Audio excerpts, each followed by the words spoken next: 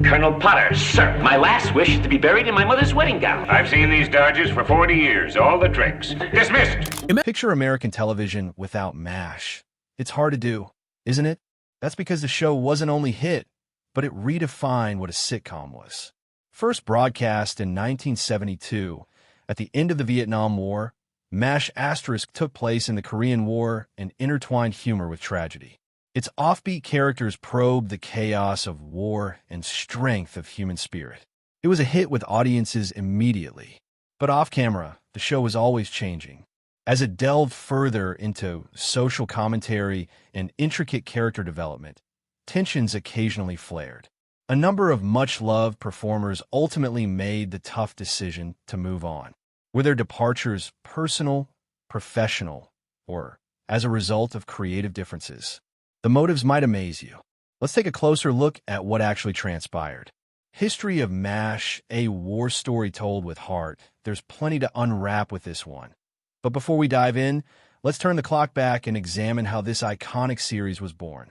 As with many other flawless television series, the history of MASH starts not on TV, but in a book.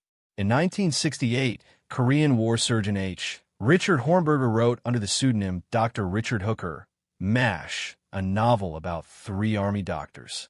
The novel was a dramatized telling of his years as an Army surgical hospital doctor during the war in Korea. And thanks to its blend of gallows humor with touches of human kindness and bitter truth, the book quickly became a bestseller, attracting the attention of Hollywood in the process. 2 years later, when the book was published, Robert Altman's film adaptation MASH, a satirical black comedy that was irreverent yet sobering, hit the screens.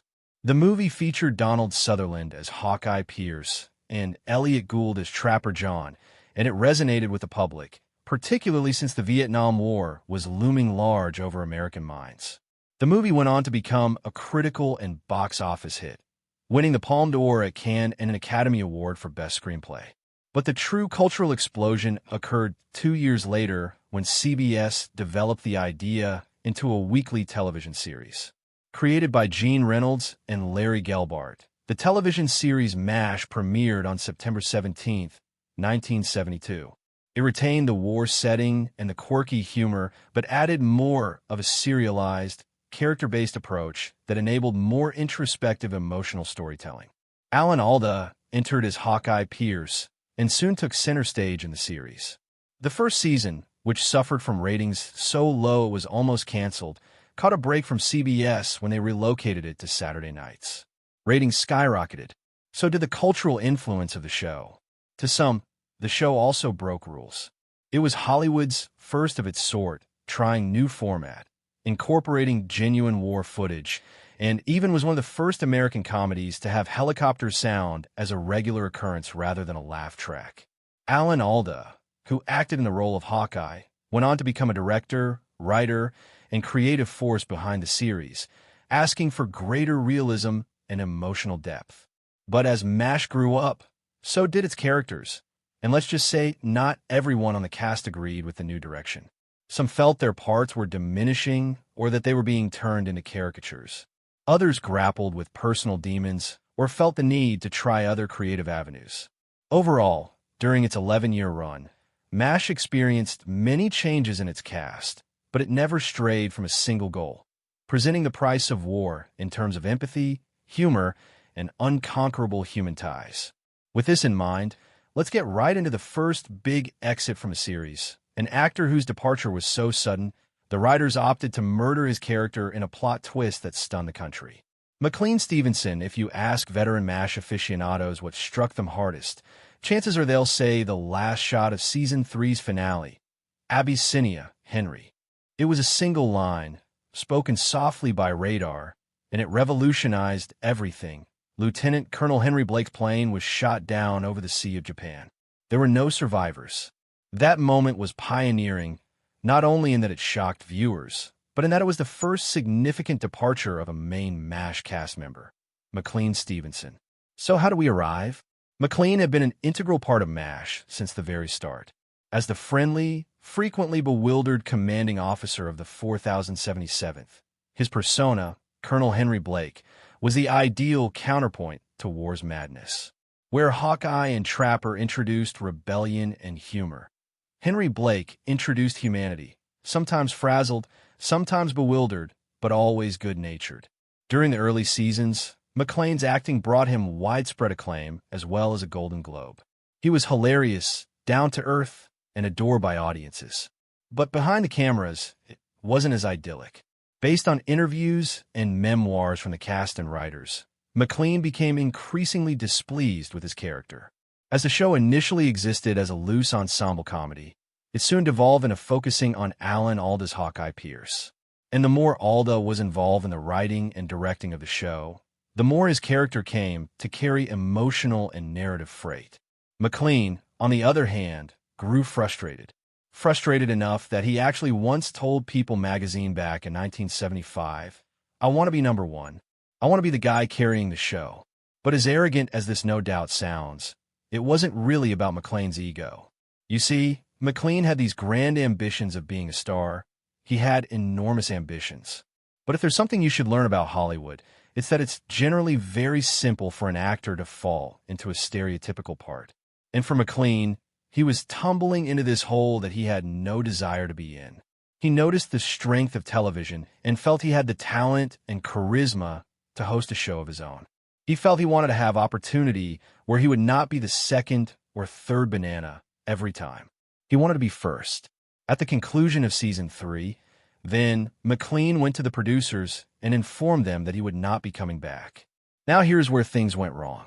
Usually, when actors left sitcoms, their characters were explained away, quietly, transferred, reassigned, and perhaps even shipped off to be wed. But MASH was not a typical sitcom. Its writers, Larry and Gene, noticed a chance to take a risk. They wanted to remind audiences that MASH, at its core, was a war tale. That in war, not everyone comes home. And this was the ideal time. What followed was the classic Abyssinia Henry segment. In the segment, Henry Blake hears that he's being discharged and will be going home. There's laughter, crying, hugs, a merry send-off. For 25 minutes, it's a feeling of a happy ending. Then comes the last scene like a storm. Radar enters the operating room, hat in hand, face serious. The physicians are in the middle of operating on him when he drops the bombshell that Lieutenant Colonel Henry Blake's plane was shot down over the Sea of Japan. There were no survivors. It was followed by a piercing silence audible across America. No orchestral sweeps, no laugh track or helicopter sounds, only shocked expressions and the humming of medical machinery. That one scene redefined television history. It was among the first of its kind where a popular sitcom character was killed off, officially and without notice. The raw emotions from the cast were partially genuine because only a handful had seen the finale in advance. Alda has since said that Gary Berghoff, the actor who plays Radar, was the sole actor informed ahead of time so he could prepare himself. The rest of the cast was acting genuinely during that final take.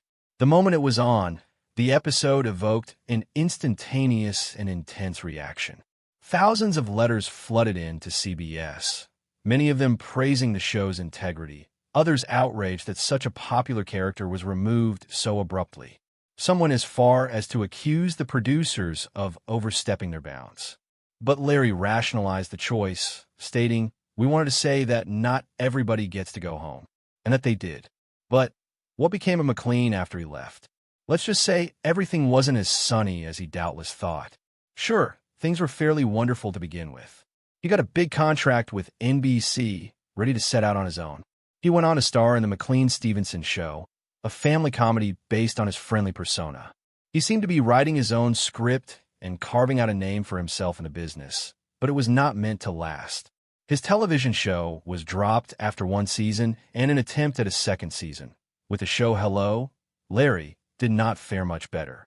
While much was hoped for and much promoted, the show tanked critically and was a laughingstock in subsequent years. In hindsight, McClane would wish that he stayed at MASH. In a 1983 interview with the Los Angeles Times, he acknowledged, "I took myself out of the game." It wasn't that his new programs failed so much, it was more so recognizing that MASH was a once-in-a-lifetime opportunity. The cast, the writing, the effect, It was lightning in a bottle. Some of his co-stars, such as Alda and Loretta Swit, were sorry to lose him, but they also respected his need to do something else. Other actors wondered in private if he had jumped too fast out of something good.